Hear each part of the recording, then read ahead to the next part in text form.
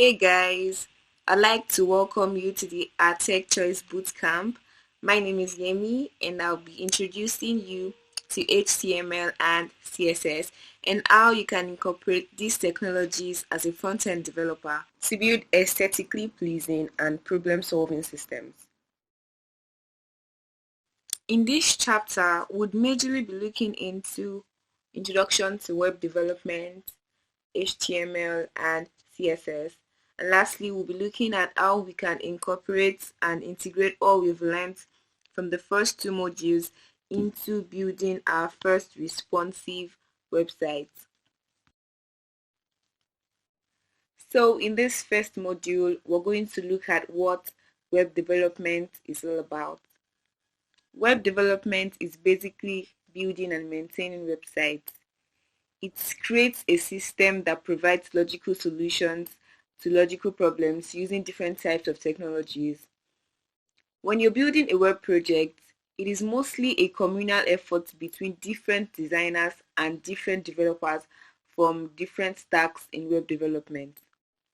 As much as you can try to build a web project all by yourself using the full stack route, in many cases, you most likely find yourself in a team of developers and designers. And this brings us to the different types of stacks that we have in web development. There are various stacks in web development ranging from the back-end development, the quality assurance, the DevOps, the UI UX design, and the front-end development, which will be our main focus in this chapter. Front-end web development is the development of the graphical user interface of a website through the use of HTML, CSS, and JavaScript so that users can view and interact with the website. The core front of any website you visit, from the images, the forms, and all of the components that you see are basically put together by a front-end engineer. Usually, there's a cycle for every project you plan to build. And as a front-end developer, your work comes in at the implementation stage. Though at the very beginning, the team comes together to analyze the solution to the problem they're trying to solve. And this is majorly done by doing user research and coming up with various tickets and user stories that make up the solution to the problem they are projecting. And this is what the designer puts together to create a design to the client's taste.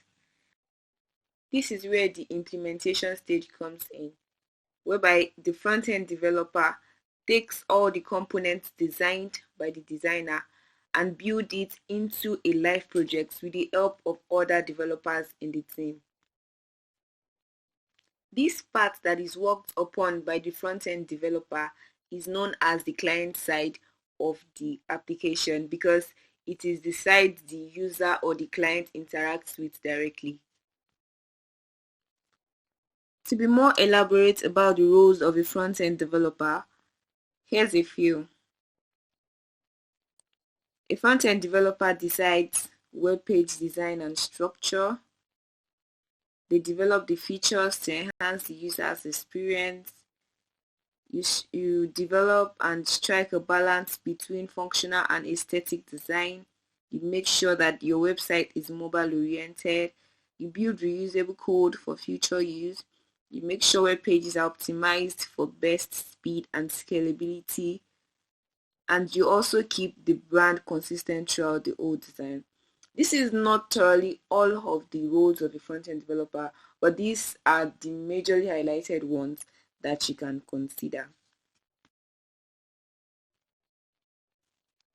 As a front-end developer, the first technology we'd be looking at, which is the base technology for building any form of system or website, is HTML. HTML is basically just the markup language for creating the base structure for web pages, and it usually consists of several elements that are enclosed in tags and attributes that describe what the web displays. A very practical illustration of how the HTML is to the web is by relating it to the human body. Kindly disregard my illustration.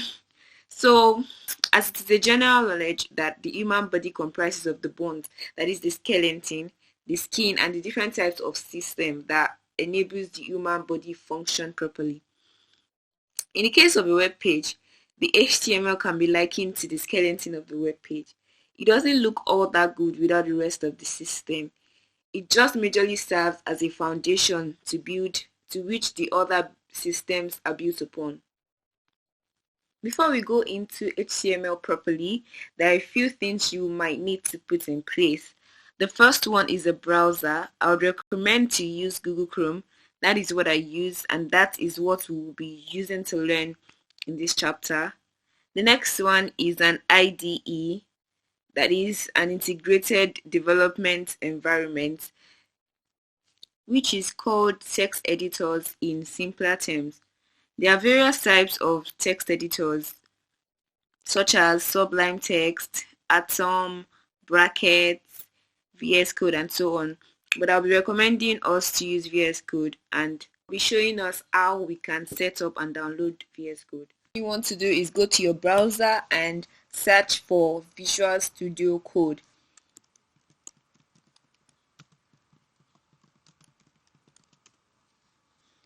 Then I'm going to, sorry about the mistake, I'm going to click on the first link.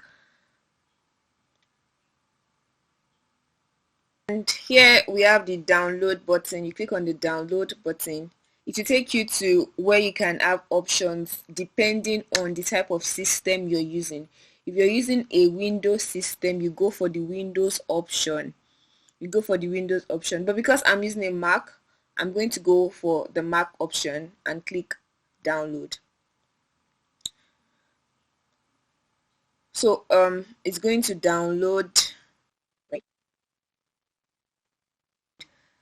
Now what you want to do is open the VS Code. Okay guys, this is what your VS Code looks like when you open it up. Here you can open a new folder, create a new file. This is what this icon is for. This is the search icon for you to search through your VS Code. This is source control, run and debug, and this is extensions. This is like the marketplace that you find plugins that give your VS Code extra features depending on the type of feature you want. Into this course we'll be using some plugins. I would explain what they do and how I got them installed. Here we have your account and the settings. Whatever setting you need to do with your VS Code, this is where you set them up. And that is it about VS Code. If you're going to create a new file, you can easily click on this place. If you have a folder already created in your computer, you will click on open folder, then start working with your system. And these are like the most important things you need to know about VS Code for now, which will get you up and running throughout the course of this bootcamp.